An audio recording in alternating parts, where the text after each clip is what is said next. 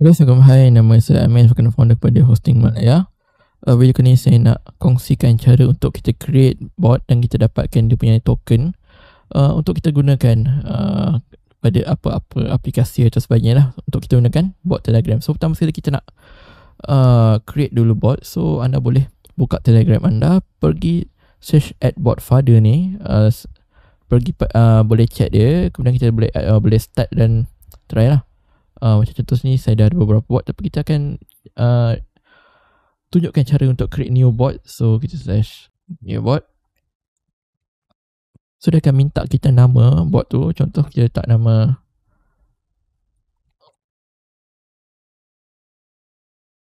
Social Buzz Reminder.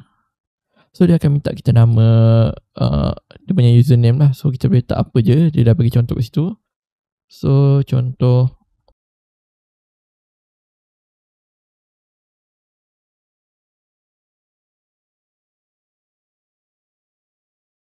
ni, just reminder bot. Okay, so kat sini anda boleh tengok lah, sini ada contoh. Saya dah dapat satu token untuk bot Telegram ni. So bot ni, token ni kita boleh gunakan untuk pelbagai lah supaya bot tu berfungsi. Okay, so contoh ni sistem yang saya buat sini, iaitu Social Buzz Admin Panel, iaitu satu sistem untuk terima donation lah.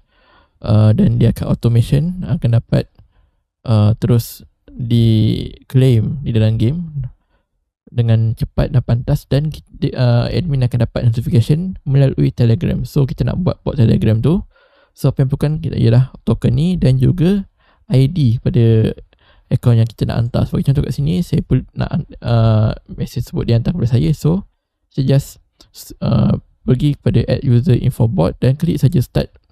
Dia akan bagi kita punya ID. So kita masukkan ID dan juga kita punya token ni dalam kita punya configuration, contohnya kat Social Buzz Admin Panel ni. Dan sekiranya kita dah sekiranya kod tu dah running, kita akan tengok lah sama ada kita akan dapat tak message daripada bot tersebut. So contoh kat sini kita gunakan testing punya ni, dan apa tengok lah, terus kita dapat notification seperti di sini. Okey, itu saja. Diharap video yang dapat membantu anda cara untuk mendapatkan token daripada created Telegram bot, dan juga cara dapatkan chat ID. Okey, itu saja. Sekian. Terima kasih.